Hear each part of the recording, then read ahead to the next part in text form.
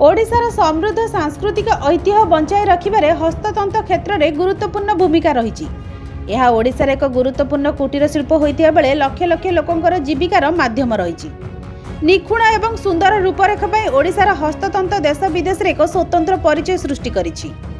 राज्य में बुणाकार मानक सामाजिक अर्थनैतिक सशक्तिकरण को सुगम करने सहित हस्ततंत बयन एवं शिल्पहस्त माध्यम विभिन्न विकासमूलक एवं कल्याणमूलक योजना कार्यक्रम करा जाइछि। बुणाकार एवं हस्ततंत कारीगर खुशी खबर आनिछंती राज्य सरकार। बलिया योजना रे ऋण सहायता राशि वृद्धि करिछंती राज्य सरकार। 1 लाख टंका को वृद्धि कले सरकार।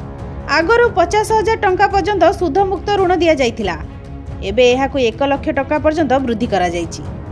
1 लाख वृद्धि को मुख्यमंत्री को अनुमोदन मिलिछि।